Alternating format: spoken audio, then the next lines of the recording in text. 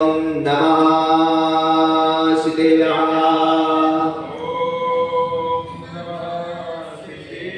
ओम नमः शिवाय। ओम नमः शिवाय।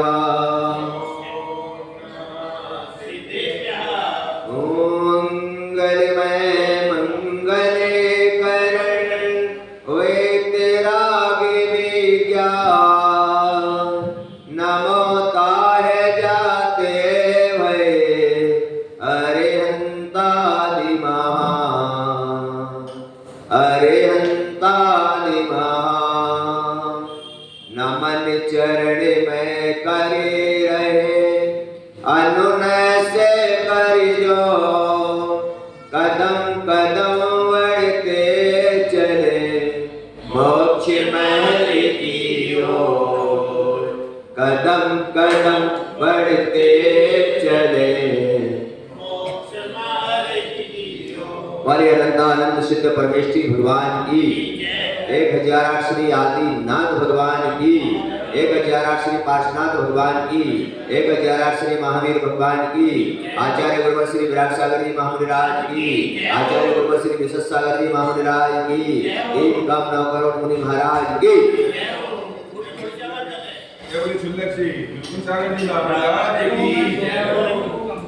अब बात माओ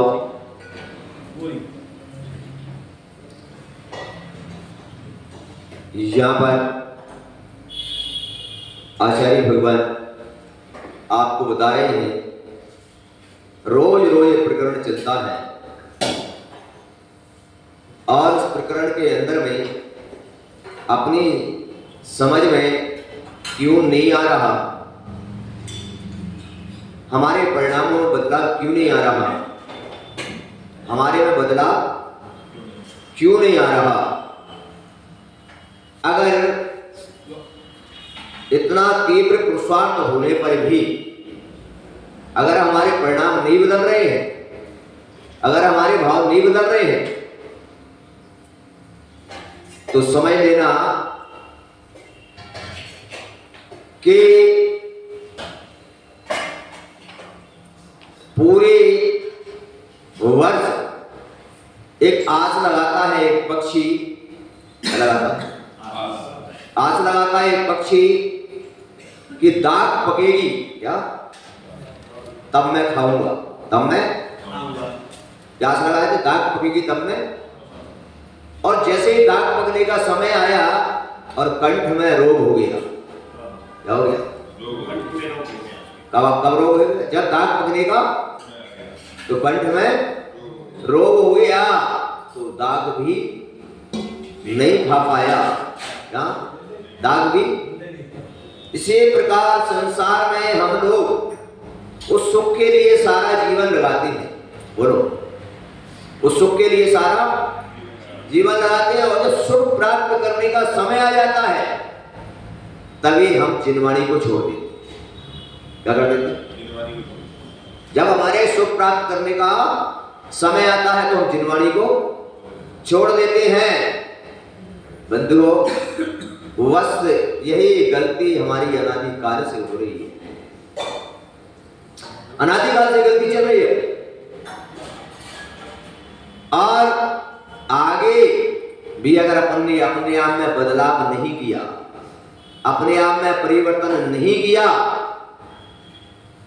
तो कभी भी वो सुख प्राप्त होने वाला।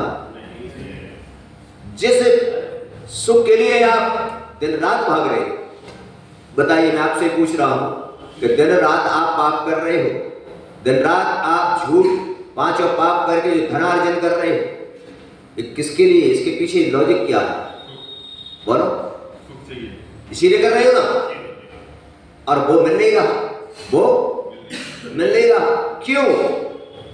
क्योंकि आचार्य भगवान यहां पर कहते हैं कि पाप से कभी सुख नहीं मिलता।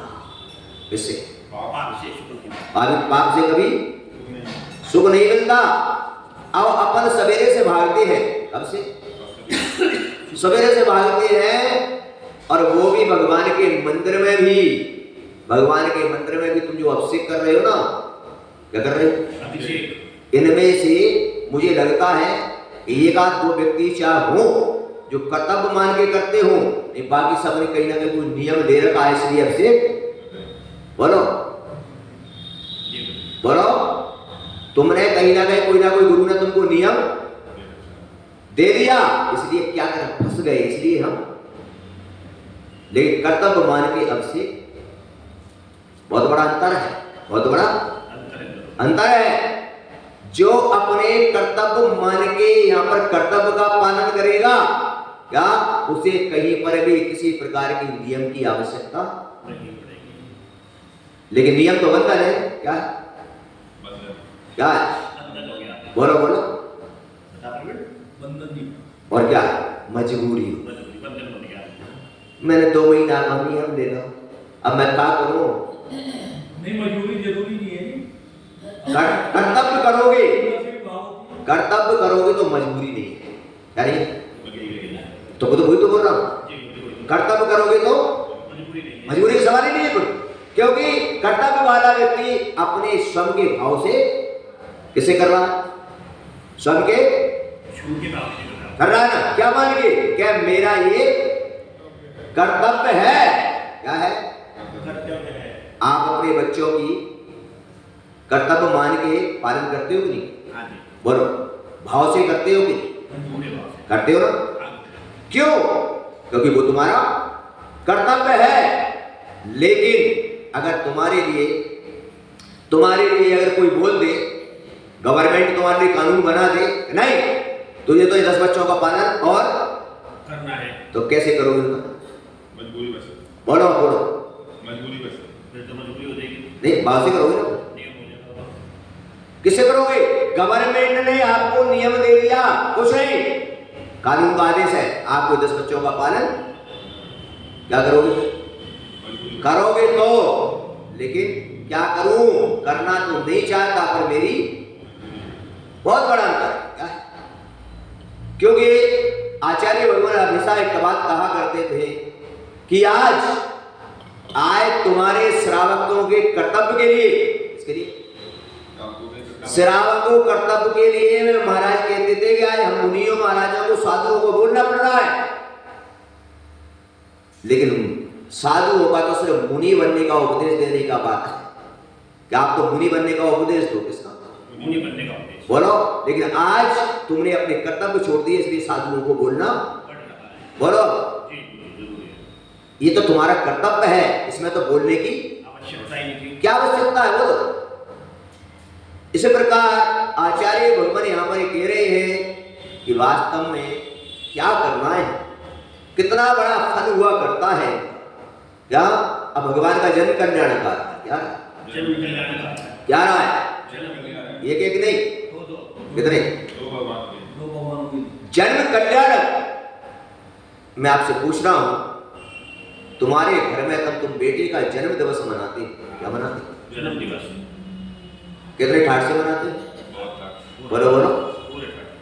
यानी आप घर को सजाओगे, वहां पर नए वस्त्रों को लाओगे, और वहां पर अपने दोस्त परिजनों को भी बुलाओगे, और 10 प्रकार की मिठाई भी बनाओगे, और वहां पर नाचोगे और बोलो, क्या बना रहे हो? जन्म दिवस। क्या बना रहे हो? जन्म दिवस का मतलब होता है बार बार जन्म देना, और जन्म कल्याण का मतलब है अंतिम। अरे कल्याण यानी अब जन्म देना। तो बताइए मुझे कि तुम्हारे घर में कोई बात नहीं, पड़ोसी मना तो कोई बात नहीं, लेकिन घर में बेटे का मना तो। इसी प्रकार हमारे पार्श्वनाथ भगवान मूल नायक हैं, और बात समझ रहे हो? अगर आस पड़ोस में तीर्थन करूंगा कोई बात नहीं, लेकिन मूल नायक है, और मूल नायक है तो उनका कल्याण कैसे मनना चाहिए? बोलो, कैसे मनना चाहिए? धूमधाम से पूरे संगीत के द्वारा, है ना? और तुम देखो, अब उसमें विचार करो, भगवान का ये जन्म बता दो, जो भगवान का कल्याण कैसे बनता है। भगवान का जो जन्म होता है ना ओरिजिनल, तब कैसे बनता है? अभी ये तो अपन उनके जन्म तो कब हो चुका बहुत पहले, लेकिन आज वो महापुरुष हैं, तीर्थंकर हैं, तो उनके कल्याणक मनाते हैं हम लोग। क्योंकि विचार करो, लेकिन जन्म का उत्सव कितना है, विचार बताओ कितना। इंद्र जो होता है, स्वधर्म इंद्र, बताया आपको, तीर्थंकरों के कब से मनाने लगता है? जब तीर्थंकर भगवान गर्भ में आते हैं, उससे 6 महीने पहले रत्न बरसाने लगता है। कितने दिन? 6 महीने पहले वर्षा, और 9 महीने तक बराबर, करती रहे। जब तक जन्म नहीं होता तब तक क्या वर्षा हो? रत्नों की रत्नों की वर्षा होती है। और एक दिन में कितने रत्न बरसते हैं 12.5 करोड़, बताओ? 3.5 करोड़ चार्ट है। कितने हुए? 4 के 12 और 14 करोड़, तुम तो 12.5 करोड़ थे। 14 बड़े बहुत फालतू गिने नहीं गए होने चाहिए। कहीं कहीं 3 बार का भी वर्णन आता है, कहीं कहीं 4 बार का भी वर्णन आता है। दोनों उल्लेख आते हैं। इतने रत्न उस पिता के आंगन में बरसते हैं। बोलो कितना बड़ा सुंदर वो दृश्य होगा कि जिस पिता के आंगन में रोजाना इतने रत्नों की वर्षा होती है। बोलो ऐसा जन्म। अब विचार करो, तीर्थंकर का जन्म कोई मामूली जन्म नहीं है। तीर्थंकर के जब जन्म होता है और तुम्हारा जन्म होता है, बहुत बड़ा अंतर है। तुम्हारा जन्म होता है तो इतने पापी जीव है अपन, कितने पापी जीव है। जब अपना जन्म होता है तो जन्म लेते ही सारे परिवार को 10 दिन तक धर्म से वंचित कर देते हैं। बोलो, जी बात को समझने का प्रयास करो। 10 दिन तक पूरे परिवार को धर्म से अलग कर देते हैं। बोलो, करते थे तो पाप है कि नहीं? तो मैं क्या समझ मारा बोलो। वो इसमें परिणाम ऐसा है। और उसकी मां 45 दिन तक मन में नहीं जाती, कुछ काम नहीं कर सकती। बोलो। और ये वास्तव में सत्य कहा जाए तो अपन पंचम काल में मिथ्यात्व के साथ जन्मते हैं। इसके साथ मिथ्या है सब। और सम्यक दर्शन प्राप्त करते हैं। क्या करते हैं? सम्यक दर्शन। अगर आप विचार करिए, जब तीर्थंकर का जन्म होता है तो कितना महत्वपूर्ण जन्म है कि तीर्थंकर के जन्म पर कोई सूतक नहीं लगता है। उनके माता पिता को, परिवार को कोई सूतक नहीं लगता। बोलो आप, कितनी बड़ी चीज है। तुम आते हो तो सूतक लग जाए। तुम आते तो 10 दिन तक तुम आए नहीं, इतना पाप लेकर आते हो पूरे परिवार को धर्म से दूर कर देते क्या? और वो मां को 45 दिन तक। और तीर्थंकर का जब जन्म होता है बंधुओं, ऐसा जन्म हमको भी मनाना चाहिए। जब जन्म होता है तो 100 धर्मेंद्र आता है। कौन आता है जानते हो? 100 धर्मेंद्र बड़े वैभव के साथ।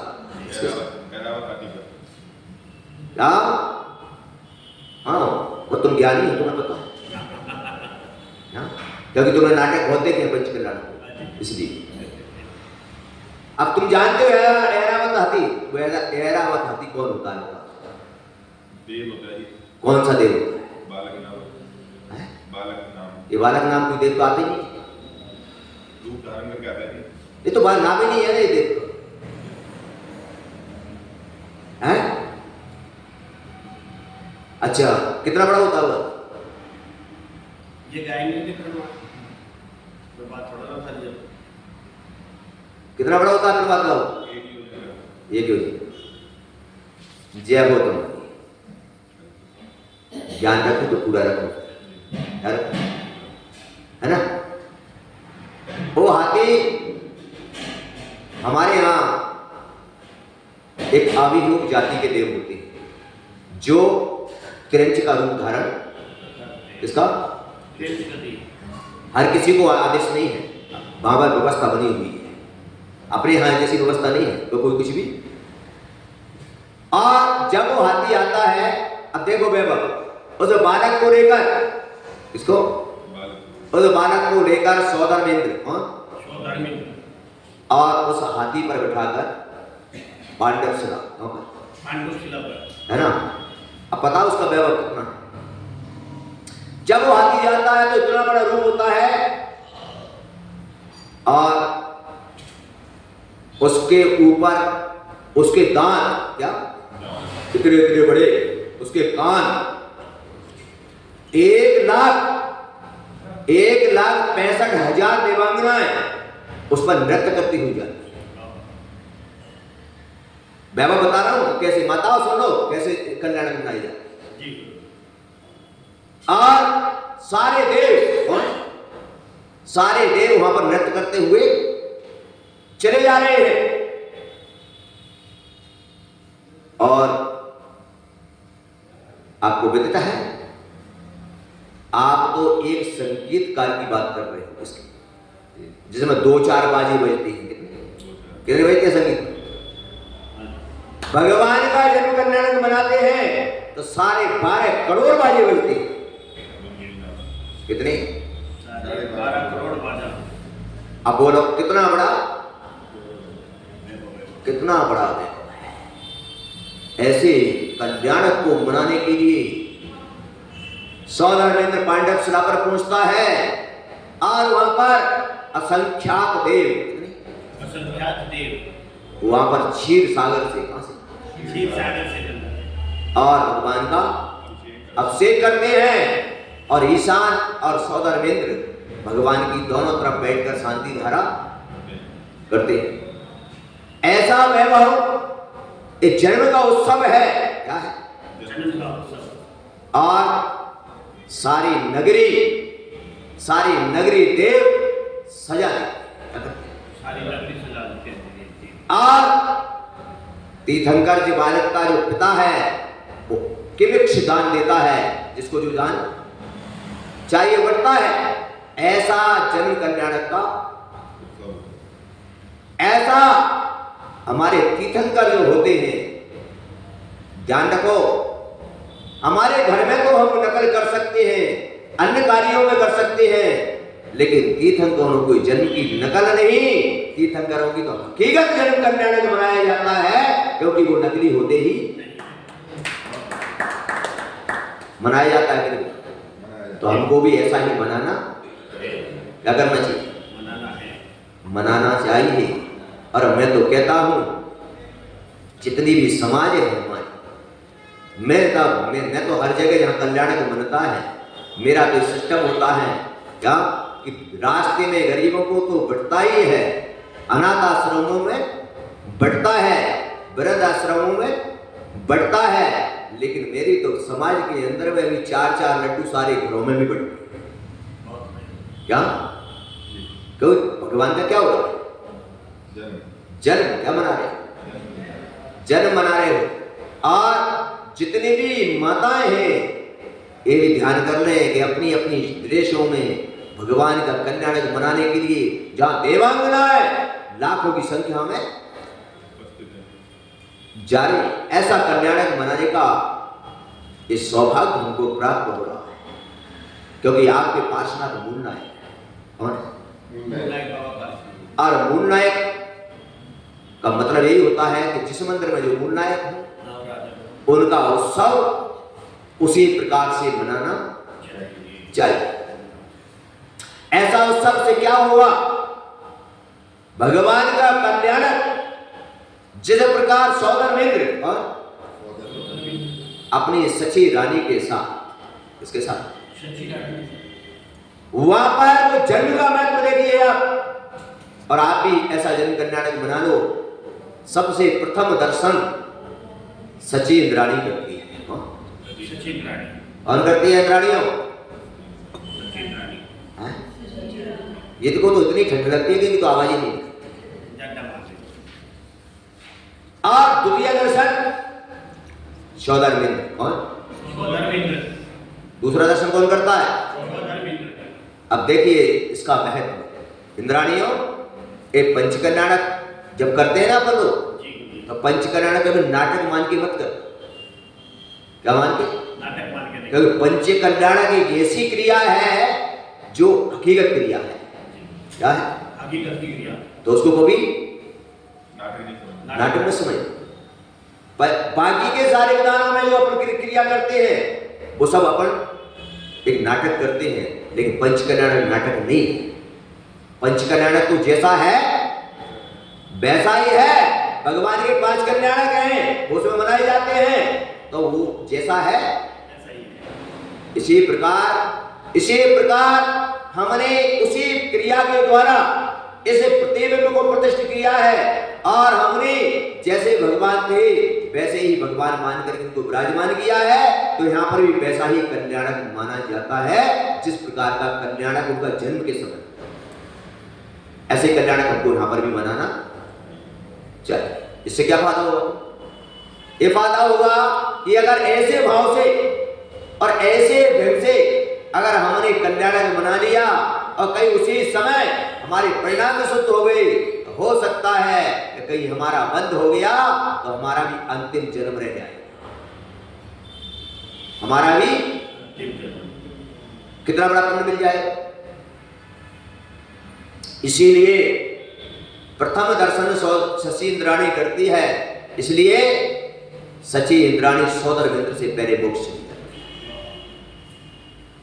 क्या सोचो कितना बड़ा पुण्य है इसका जन्म का।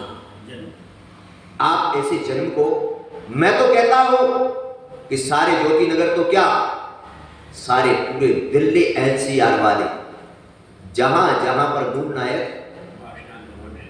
इसी प्रकार का, और दिल्ली एनसीआर में तो क्या, सारे भारतवर्ष में तो क्या, तीनों लोक में जहां जहां पार्श्वनाथ हो वहां वहां इसी प्रकार का कल्याण। और वैसे भी इस समय पार्श्वनाथ भगवान की एनर्जी सबसे ज्यादा है। क्या इस समय ध्यान रखो, पार्श्वनाथ भगवान की एनर्जी सबसे अधिक है। इसीलिए आप देखते हो कि पूरे भारत में सबसे ज्यादा अगर प्रतिमाएं हैं तो कौन से भगवान? कितना बड़ा महत्व है, कितना बड़ा पुण्य है हमारा। ऐसे कल्याण बनाने के लिए आपको ये सौभाग्य प्राप्त हो रहा है, और इस सौभाग्य को प्राप्त करने पर आपको कल नहीं परसों के दिन सौभाग्य, परसों ही सौभाग्य प्राप्त हो रहा है। और तुम्हारे लिए जो विधान कल करने जा रहे थे वो विधान की 26 तारीख को ही होने जा रहा है, क्योंकि जब भगवान का कल्याण किया गया तो रूसी में वो विधान का क्रम रखा गया है, और जितनी भी माताएं हैं उस कल्याण को मनाने के लिए, मैं तो कहता हूं जन्म तो परसों होगा, कब होगा, लेकिन कल्याण की गीत तो आज से शुरू हो सकती है। कब से? आज से शुरू हो सकती। कल मैं देख रहा था, कल दिन के अंदर में मैं बैठा हुआ था, 3-1 बजे से मैंने देखा कि इधर माइक की आवाज आ रही थी। किसकी? तो मैंने कहा कि देवों ने तो नहीं बजा डाला क्या? मैंने कहा क्या हुआ? मैंने अपने आप से पूछा, क्या मैंने क्या बात है, वो देव तो नहीं है? बोले क्यों? मैंने कहा अगर मनुष्य आते तो मुझे बुलाने तो आते, आशीर्वाद लेने तो आते। तो मैंने कहा मनुष्य तो नहीं है, पर देव ही है। ये तो देवियां आ गई। ध्यान रखो अपने जीवन में, बैठ जाओ देवी हो। ये ड्यूटी जाएगी कौन सी ड्यूटी? ड्यूटी जाएगी। अरे जितने भी ड्यूटी वाले हैं ना, या जितने भी व्यापारी, अभी आप मुझे पहचान नहीं पाए क्या? आप मुझे और ना पहचान पाओगे ना, क्योंकि सम्यक दृष्टि जीव की पहचान कोई भी होती ही नहीं। होती है क्या? सम्यक दृष्टि जीव फुटपाथ पर भी मिल सकता है। इस पर ध्यान रखो। तुम पूजा पाठ कर रहे हो या हम साधु बने, जरूरी नहीं, एक फुटपाथ पर भी सम्यक दृष्टि जीव मिल सकता है, जिसकी कोई भी क्रिया तुम्हें नजर नहीं आएगी, लेकिन अंतरंग में वो सम्यक दृष्टि हुआ। हमारा जैन धर्म बहन को ग्रहण नहीं करता, इसलिए लिखा है कि फिसलना ना कभी ऊपर की सफाई सफाई पर और वर्ग चढ़ा है सोने का गोबर की मिठाई पर। क्या समझ आई कि नहीं? फिसलना ना कभी ऊपर की चमक पर। क्या ध्यान रखो, ये बहिरंग द्रव्य दृष्टि है। क्या ये पुण्य की महिमा है, शब्द दिखाई दे रहा है। किसकी? पुण्य। किसकी महिमा? आज तुम उद्योगपति बन रहे हो, क्या कुछ साधु बनने के बाद साधु का वैभव चल रहा है, ये सब पुण्य की महिमा है। किसकी? पुण्य। पुण्य की महिमा। ये बाहर में दिखाई देता है, इसमें, लेकिन तत्व जो दृष्टि होती है वो दिखाई नहीं देती। क्या वो दिखाई? वो केवल ज्ञानी का विषय है। किसका? ज्ञानी। किसका विषय है? केवल ज्ञानी। आप यहाँ पर बैठे हो, आप पूजा कर रहे हो, तो बहरंग से दिखाई दे रहा है कि आप पुजारी हो। किससे? बोलो, दिखाई दे रहे हो? आपको सभी कहेंगे धर्मात्मा जी, क्या कहेंगे? लेकिन ये द्रव्य से देख रहे हैं हम। कौन सी दृष्टि से देख रहे हैं? द्रव्य दृष्टि से। लेकिन अंतरंग की दृष्टि, तत्व दृष्टि किसने जानी कि तुम्हारे अंदर क्या है? बोलो, तुम्हारे अंदर। और एक व्यक्ति बाहर खड़ा हुआ है, कहां पर? मंदिर में नहीं, रोड पर। कहां पर? और रोड से भगवान के दर्शन कर रहा है। वो तत्वों में अगर उसके तत्वों में अगर सम्यक आ गया तो वो सम्यक दृष्टि हो जाए, जबकि वो कोई क्रिया नहीं कर रहा। और वो ऐसी जाति में भी जन्म लिया है उसने, क्या कि जहां पर उसको झाड़ू भी क्या लगानी पड़ रही, लेकिन वहां खड़ा है रोड पर। कहां पर?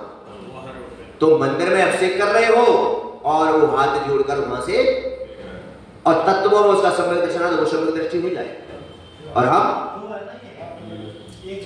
ऐसा क्यों? क्योंकि तत्वों में जो सम्यक दृष्टि है उसको सम्यक दृष्टि कहा है। क्या? इसलिए आप लोगों से मेरा कहना है कि भगवान का जो कर्नाटक आया है तो सारी माता बहनें जितनी भी बेटी है, क्या, या पुरुष वर्ग जो भी बेटा है, तो तुम्हारे अंदर में जिस प्रकार तुम्हारा बेटे का जन्म दिवस आता है और 4 दिन से पहले से तुम्हारे अंदर तैयारियां शुरू हो जाती है, तुम्हारे अंदर जोश आ जाता है कि मेरे बेटे का, जगह जगह फोन करते हो, आपको भी आ रहा है आज मेरे बेटे का क्या है। और जब जन्मदिन में आते हो तो कुछ ना कुछ गिफ्ट लेकर भी क्या आते हो? गिफ्ट। बोलो, तो भगवान के मंदिर में कैसे आना है? बोले लेके। बताओ क्या लेके आना है? बोलो, भगवान के जब एक बच्चे को क्या देते हैं हम? बोलो, देते हैं कि नहीं? कई बच्चे मेरे पास आए, अरे क्यों खुश हो रहा है? अरे आए तो पापा ने मुझे सोने की चेन दिला दी। हाँ, क्या हुआ, क्यों दिलाई? बोले आज मेरा। कई बच्चे आए मेरे जन्मदिन पर, आज मुझे गाड़ी दिला दी। क्या दिला दी? ओहो, कितनी खुशी घर पर मना रहे हैं। तो तीर्थंकर का किसका जन्म है? ऐसा हमारे अंदर भी एक जुनून होना चाहिए। और सारे नगरवासी 26 तारीख को समस्त कार्यों को विराम देते हुए, और ऐसा सिस्टम बना लो। और मैं तो कहता हूं कि अगर ज्योति नगर के अंदर में अगर कोई ऐसा श्रावक श्रेष्ठी हो, या जिसके मन में विचार आ जाए कि मेरे बेटे के जन्मदिन पर मैंने सारे लोगों को बुलाया और सारे लोगों को बुलाकर क्या मैंने कार्य किया, और ऐसा कोई श्रावक श्रेष्ठी अगर जाग जाए क्या कि जन्म पर मैं भगवान के जन्म पर मैं भी यहाँ पर भगवान के जन्म पर सबको भोजन कराना चाहता हूँ, क्या तो समाज का भोजन भी अगर करा दे तो सारे काम बन जाएगा। क्या सारे काम क्या हो जाए? बन जाए। ऐसा कोई बड़ी बात नहीं है, कोई बड़ी चीज नहीं है। आपको बता देता हूं तो भगवान के जन्म कल्याण पर, इस पर भगवान के जन्म कल्याण पर लखनऊ में, कहां पर? लखनऊ में एक क्षेत्र है पास में, उस क्षेत्र पर जब से वो मंदिर बना है तब से लखनऊ का एक श्रावक है, क्या, जिसका नाम है अमरीश अग्रवाल जैन। वो जन्म कल्याणक पर वहां पर हमेशा जन्म कल्याणक पर हमेशा भोजन देता है, और शुरू से जब से बना है तब से वो अकेला ही भोजन देता आ रहा है। चाहे 1 1 लाख व्यक्ति आओ, क्या सारी व्यवस्था हाँ उसने बोल रखा है, मुझसे पूछने की जरूरत नहीं, मेरा नाम लिखवा दो। और यहां तक कि अगर भोजन की बात है तो वहां पर मैंने तो ये देखा कि उस क्षेत्र पर जितने भी कार्यक्रम होते हैं वहां पर पंचकन्यायक हुआ, आचार्य विशुद्ध सागर महाराज पंचकन्यायक किए गए। कितनी बड़ी बात होगी। लोगों ने कहा यहाँ पर भोजन देना है, बोले ठीक है मेरी तरफ से। लोगों ने कहा 200-400 आदमियों का भोजन होगा, कितने का रोज। लेकिन वहां पता लगा कि शुरू से 4-5 हजार व्यक्तियों को भोजन शुरू। लेकिन उसने कहा कि मेरा परम सौभाग्य है अगर इस नगर के अंदर में कि ऐसे कोई श्रावक सृष्टि हो जिसके परिणाम में बन जाए कि मेरे नगर का मंदिर है, मेरे पार्श्वनाथ का जन्म है, और मेरे जब पार्श्वनाथ का जन्म है तब बेटे के मैं कब बना सकता हूं, तो भगवान का जन्म में भी मैं ऐसा कोई श्रावक सृष्टि हो तो तुम संपर्क कर सकते और उसके भाव बन जाए तो इससे अपन को 2 फायदे हो जाएंगे। एक तो भगवान की कल्याण का उत्सव बन जाएगा, दूसरा अगर ऐसी व्यवस्था हो जाए तो सारी समाज रुकी रहेगी। क्योंकि घर में महिलाओं को काम जब नहीं रहेगा तो निश्चित होकर वो ऐसा विचार। अब रही बात भगवान के कल्याण, तो अब भगवान के जब कल्याणक के लिए जब विधान हो रहा है, क्या हो रहा है, क्या हो रहा है, भगवान के कल्याणक के दिन जब विधान हो रहा है तो तुम्हारे लिए तो वो विधान का और ज्यादा प्रॉफिट बढ़ गया, और ज्यादा क्यों बढ़ गया, क्योंकि ये ध्यान रखो कि भगवान का जब जन्म या भगवान की जब तीर्थंकर प्रकृति का बंध हो जाता है क्या, तो सारी रिद्धियां क्या, सारी रिद्धियां उनके साथ होती है, क्या होती है, और जन्म के 10 अतिशय होते हैं। कितने होते हैं? 10 अतिशय होते हैं, और वो जन्म के 10 अतिशय यानी देवों के द्वारा होते हैं। किसके द्वारा? किसके द्वारा होते हैं? देवों के द्वारा।